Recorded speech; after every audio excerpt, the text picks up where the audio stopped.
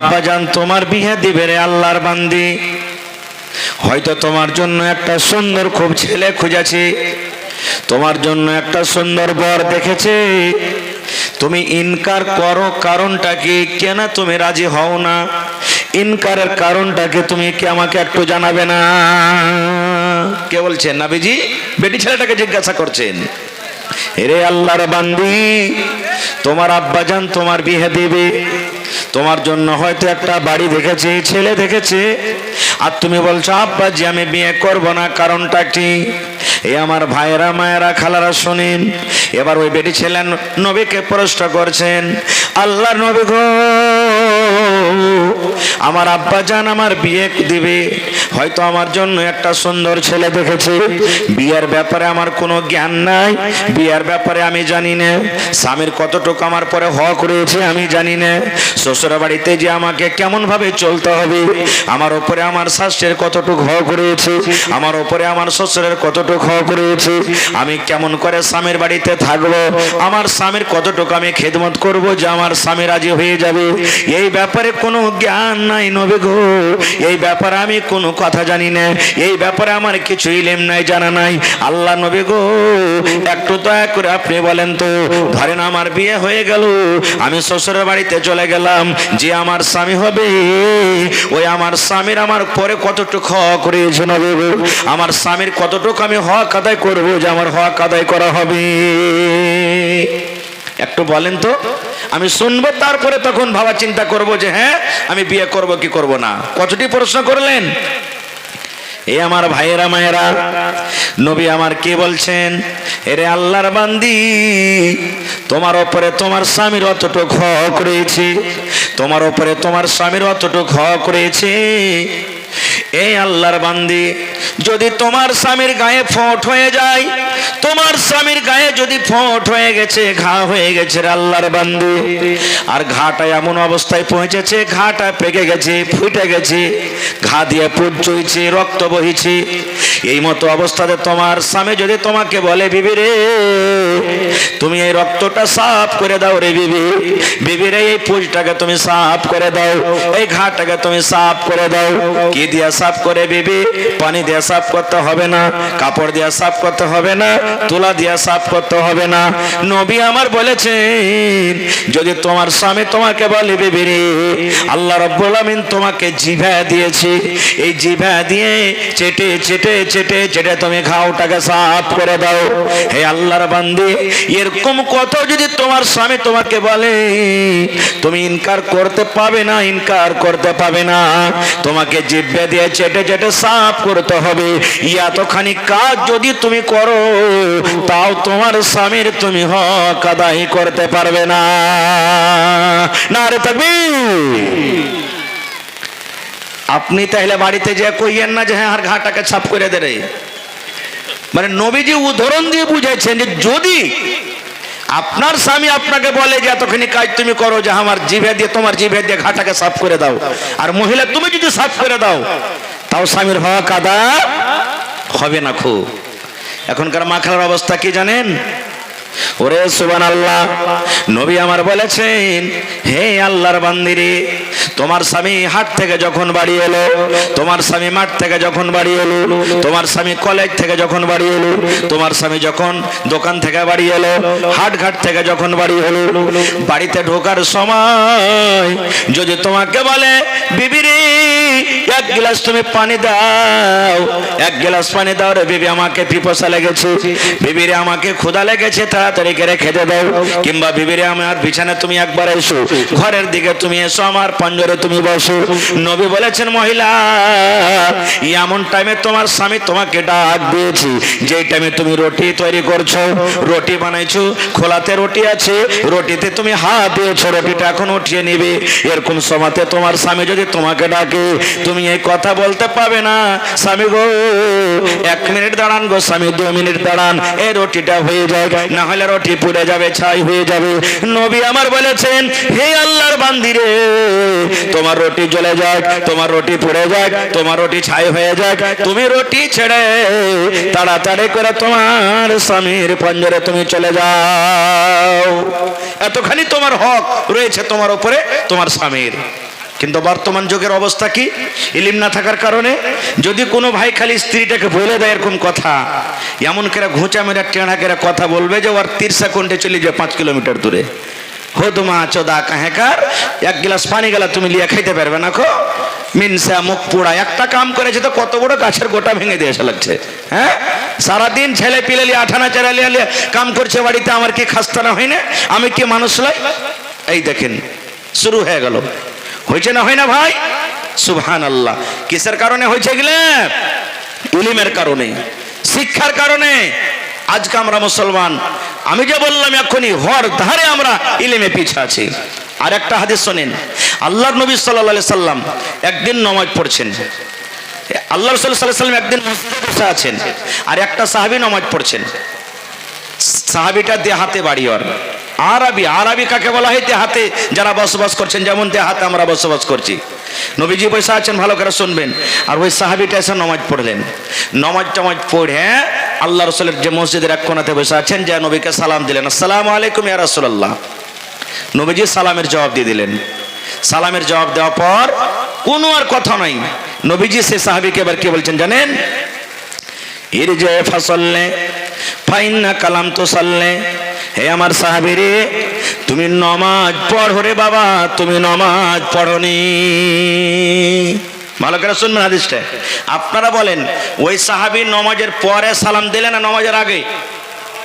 কথা বলেন।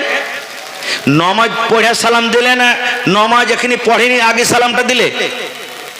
কথা বলেন না জি ভাই? নামাজ পড়ে সালাম দিলে। নবীজি বসে আছেন, আর ও নামাজ পড়লে, নামাজ পড়ে টড়ে তখন নবীকে এসে সালাম দিচ্ছেন। এবার নবী তখন ওকে জবাবে কি দিচ্ছেন? ওয়ালাইকুম সালাম বলে দিলেন। দেওয়ার পর কি বলছেন? ইরজে ফাসাল্লে ফাইন্না কালাম তো সাল্লে। হে আমার সাহাবী রে, তুমি নামাজ পড়ো, তুমি নামাজ পড়নি। এ কথা বললেন না নবীজি? তুমি নামাজ পড়ো, তোমার নামাজ পড়া হয়নি। নামাজ পড়া হয়নি এ কথা বললেন না? কি বলছেন? তুমি নামাজ পড়ো, তুমি নামাজ পড়নি। নামাজ পড়নি আর নামাজ পড়া হয়নি, পার্থক্য আছে না নেই? যারা বলেন আছে না নেই? এই জামানার যদি মানুষ আমরা হইতাম তো কি বলতাম? মৌলভী সাহেব, তোমার লাগছে তার মার ঘুষকে গেছে লাগছে নাকি? নামাজ পড়ে যে তোমাকে সালাম দেন জি, আর তুমি বলছো যে নামাজ পড়নি, তুমি নামাজ পড়ো। ওরে সুবহানাল্লাহ। একজন আল্লাহর নবীর সাহাবী, নবী যেমনই বললেন নামাজ পড়ো, তুমি নামাজ পড়নি, আবার নামাজ শুরু করে দিয়েছেন। আবার দুবার, দ্বিতীয়বার নামাজ পড়লেন। নামাজ পড়ার পর নবীকে এসে বলছেন, আসসালামু আলাইকুম ইয়া রাসূলুল্লাহ। নবীজি জবাব দিয়ে দিলেন। এবার জবাব দেওয়ার পর এবারও বলছেন, ইরজে ফাসাল্লে ফাইন্না কালাম তো সাল্লে। এ আমার সাহাবী রে, তুমি নামাজ পড়ো রে বাবা, তুমি নামাজ পড়নি। কয়বার হলো? কয়বার হলো জি ভাই? দুবার হয়ে গেল। আবার নামাজ পড়লেন। তিনবার বেলাতে আবার সালাম দিলেন। নবীজি সালামের জবাব দিলেন। সালামের জবাব দেওয়ার পর আবার নবী তাকে বলছেন, ইরজে ফাসাল্লি ফাইন্না কালাম তো সাল্লে। হে আমার সাহাবী, তুমি নামাজ পড়ো, তুমি নামাজ পড়নি। তিন কিংবা চারবার যখন হয়ে গেল, বারবার নবী একটাই কথা বলছেন, নামাজ পড়ো, তুমি নামাজ পড়া হয়নি।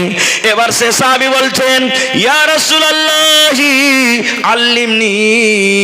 নবী গো, আপনি আমাকে শিখিয়ে দেন, এর থেকে আমি আর ভালো করে নামাজ পড়তে জানি না।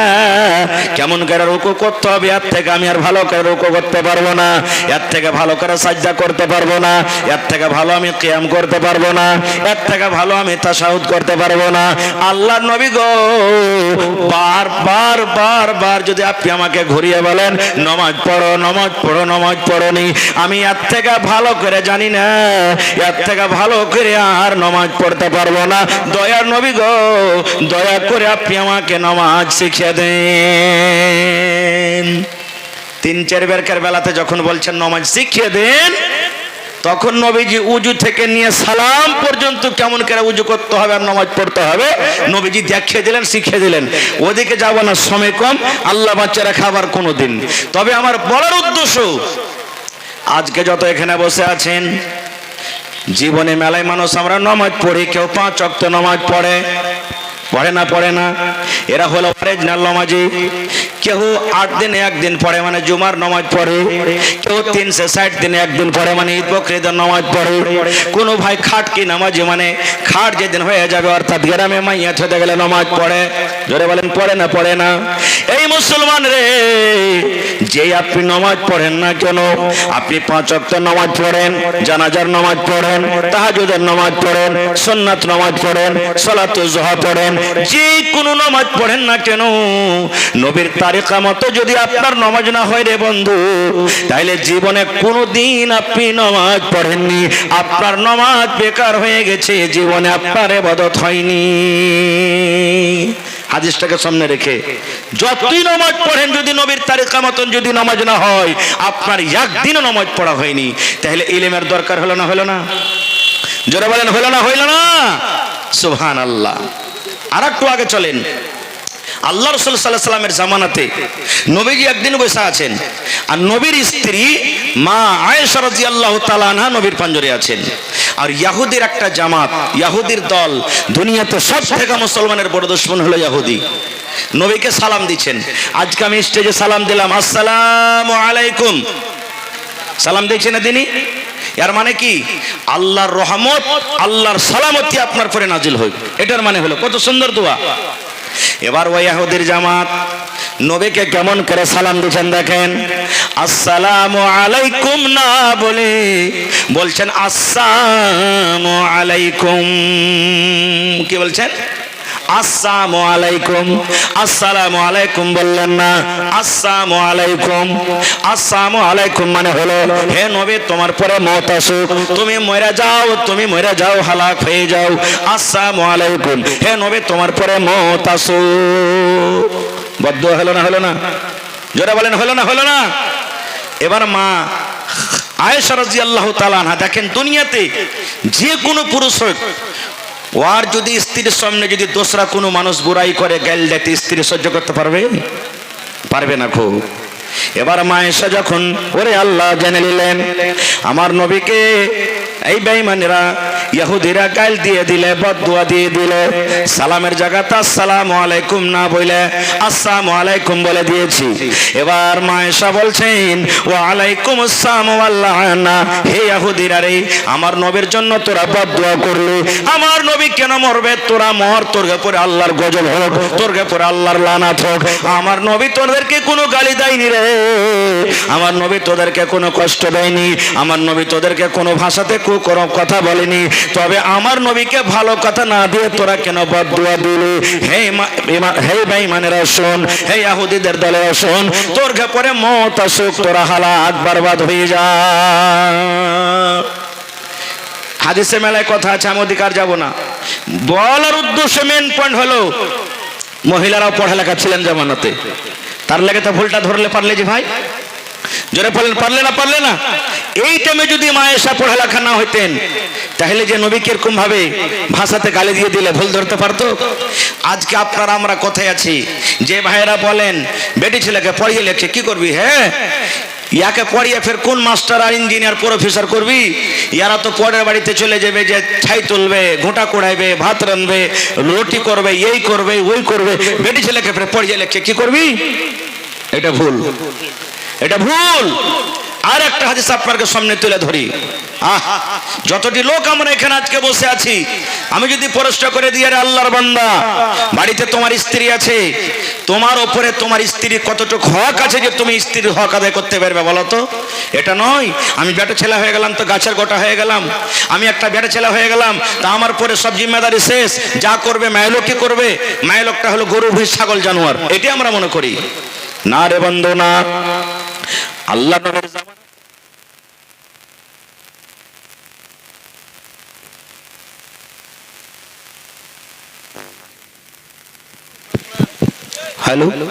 আল্লাহ নবীর জামানাতে একজন সাহাবী নবীকে প্রশ্ন করে দিলেন, আল্লাহ নবী গো, দয়া করে একটা প্রশ্নের জবাব দিয়ে দেন।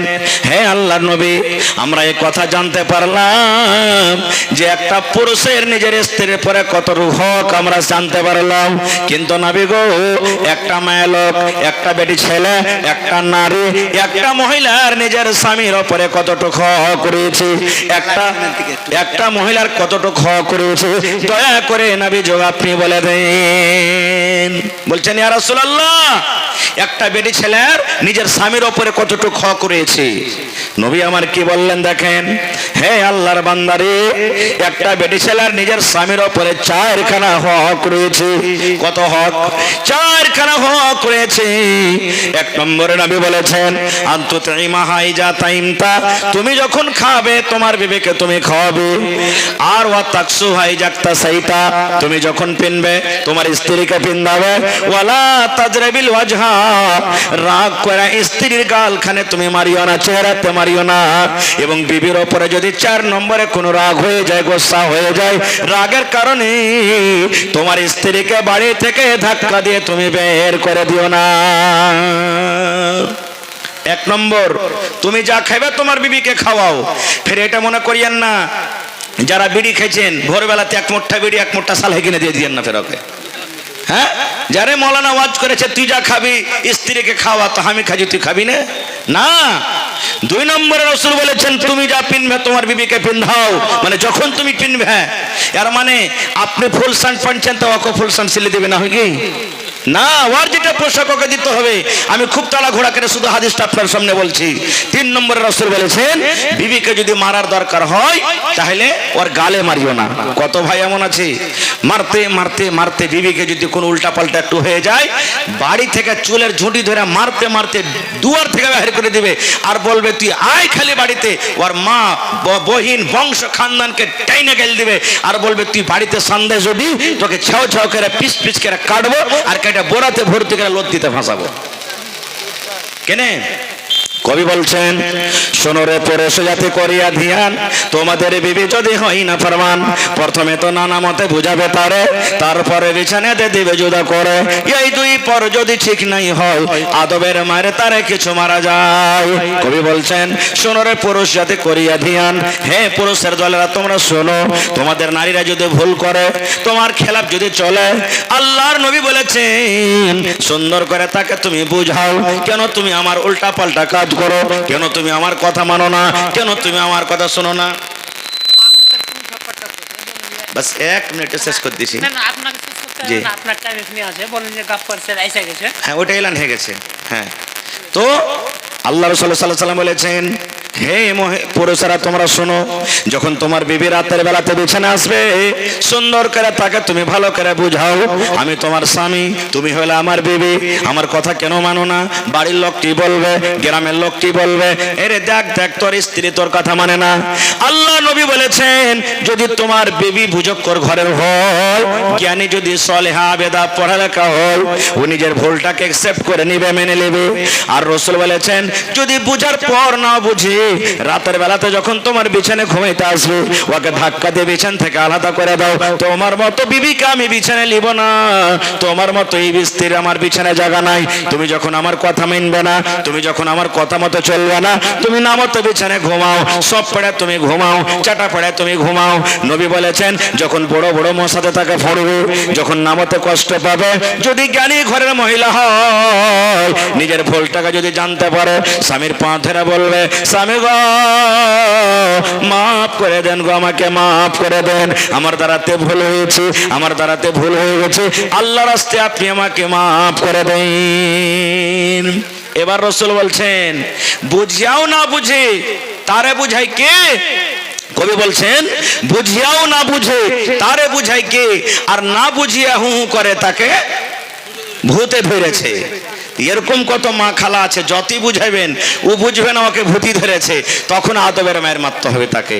এমন মায়ের মারবেন না যে দাগ দাগ হয়ে যায়, এমন মায়ের মারবেন না ফেটে ফুটে যাই, এমন মায়ের মারবেন না যে আপনি চেহারাতে মারলেন 1 ঘন্টা পর রাগমাটি হলো, আপনি কষ্ট পাবেন, এই জন্য চেহারাতে মারতে হবে না গো। ভাই মুসলমান, কত মা খালাতে এমন আছে, যখন 2-4টা কথা ওকে কইবেন তেরিয়া খাড়ে হয়ে যাবে, আর ও একবারে ফাঁসাড় বাইন দেখবে, এই মরার বেটা মরা, তুই মেরে দেখ, তোকে দেখাচ্ছি। কোন ঘরে বেটি আছে তুই খালি আয়, বাপের বেটা হয়েছে তুই আমার গতরে খালি ছুঁয়ে দেখ, হয়ে গেল ইয়ার, সব শান্তি হয়ে যাবে তখন। যে আরে বাপরে ইয়ার ভলটেজ তো খুব ভালোই আছে, যদি এখানে কিছু কহি তো ধরে আমাকে হয়তো দু চার চামটা লাগিয়ে দিবে কি। সুবহানাল্লাহ। তো ভাইরে যত কিছু হয়েছে এই সমস্ত ইলমের কমিটা আমাদের মধ্যে হয়েছে।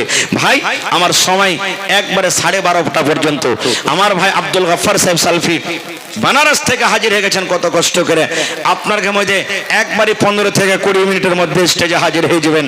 তো আল্লাহর ওয়াস্তে এই মাদ্রাসা একটা হেফজুল কোরআন মাদ্রাসা, যেখানে দিন আর দুনিয়া দুটাই তালিম হয়, যেখানে দিন আর দুনিয়ার তালিম হয়, যেখানে আপনি বাচ্চাকে ছেড়ে দিয়েছেন, আপনার বাচ্চাকে ওখানে একটা সুন্দর মানুষ তৈরি করা হয়, যেখানে রূহকে খাবার দেওয়া হয়, এরকম ইলিমের জায়গাতে আপনি তাকে ফেলেছেন। ভাইরে ওই মাদ্রাসাতে পড়াইতে গেলে মাদ্রাসাতে সরকারি কোনো সহযোগিতা আসে না, সরকারি কোনো কি বলছে রে মদত আসে না। মাদ্রাসার সরকার হলেন আপনারা। মাদ্রাসাকে কিভাবে চালাইতে হবে আপনারাকে ভাবার চিন্তা করতে হবে। টিচারকে কিভাবে বেতন দিতে হবে, বিজলির খরচ কোন থেকে আসবে, বেঞ্চ ডেস্কের খরচ কোথা থেকে আসবে, কেমন করে মাদ্রাসার রুম বলবে, এই সারা কিছু আপনারাকে উঠাইতে হবে। এই জন্য ভাই আজকে কোনো আল্লাহর বান্দা আছেন মাদ্রাসার জন্য 1 ডিসমিল কিংবা 1 কাঠা জমিন দান করতে পারবেন? মাদ্রাসার আশেপাশে যদি কোনো ভাই জমিনদার থাকেন, পারলে মাদ্রাসাতে মিলিয়ে দেন। যদি নাই, মাঠে ময়দানে কোনো জায়গাতে আছে, 1/2 কাঠা 1 কাঠা বিক্রি করে দেন। আর বিক্রি করার পর একটা রুম গালা বানিয়ে দেন আপনি। ওরে সুবহানাল্লাহ, একটা রুম বানিয়ে দিবেন আপনি। আল্লাহ রাসূল বলেছেন মানুষ যখন মরে যায় সমস্ত আমল তার বন্ধ হয়ে যায়, 3টা আমল ছাড়া, তার মধ্যে একটা হলো সাদকায়ে জারিয়া।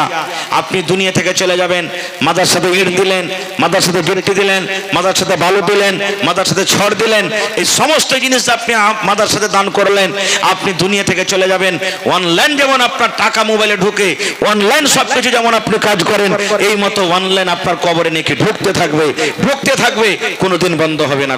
তো একটা লোক আছেন তো 1 কাঠা 1/2 কাঠা জমিন, কিংবা একটা লোক কেউ এমন আছেন 20,000 টাকা জমা করতে পারবেন, একটা লোক কেউ এমন আছেন 10,000 টাকা দিতে পারবেন, এবং একটা লোক কেউ এমন আল্লাহর বান্দা আছেন 5,000 টাকা দিতে পারবেন। এবং 30 পারা কোরআন, কোরআনের দাম আল্লাহ ছাড়া কাউরি দেওয়ার ক্ষমতা নেই, একটা হরফের দাম দিতে পারবে না। তবে কোরআনের মান সম্মান দেখে দেখি কোনো আমার ভাই আছেন 1 পারার দাম 1 টাকার 1000, তাহলে 30 পারা কোরআন আছে, 30টা লোককে আমি দেখবো 1000 1000 1000 করে আমার হাতে বিসমিল্লাহ করেন তো। মা খালারা, আপনারা যদি ইচ্ছা করেন তাহলে আপনারাও এই কোরআনের ভাগটা দিতে পারবেন। কারণ মেলায় জালসাতে আমার মায়েরা দিদিরা কে 10,000 কে 5,000 কে 20,000 করে দান করলেন। কালকে একটা জালসা ছিল, একজন মহিলা 5,000 টাকা দান করলেন। তার আগের দিন একটা জালসা ছিল, একজন মহিলা গলার একখানটা পান খুলে দিয়ে দিলেন। আরো কয়েকদিন আগে জালসা ছিল, 2 জন মহিলা 8 আনা, একজন 10 আনা ওজনের বালি খুলে দিয়ে দিলেন। বর্তমান জামানাতে 8 আনা বালির দাম মোটামুটি, কোন মহিলা ছাগল দান করে দেয়, কোন ভাই গরু দান করে দেয়, কোন ভাই রড দান করে দিলে, কোন ভাই গিট্টি দান করে দিলে, কত মা খালা নাকের আর ওই যে আগে জামানাতে গোল গোল গলাতে তাবিজ থাকতো, তাবিজ পর্যন্ত জমা করে দিয়েছে। তা আজকে দেখি কোন মা, কোন খালা, কোন দাদি এমন আছেন যে হাত থেকে আংটি দিবেন, কাঁসার বর্তন থালি বাঁধনা দিবেন, ছাগল দান করবেন, কানের নাকের দিবেন, টাকা দিবেন। এবং সামনে থেকে আমি 30 জন ভাইকে আমি দেখবো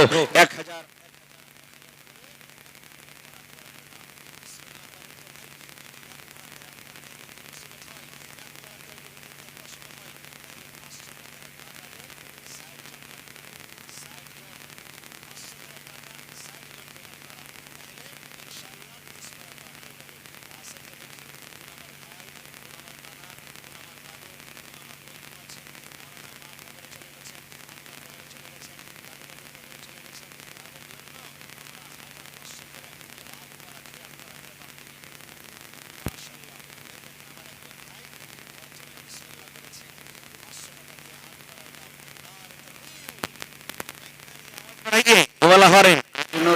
জি আজিনুর খাতুন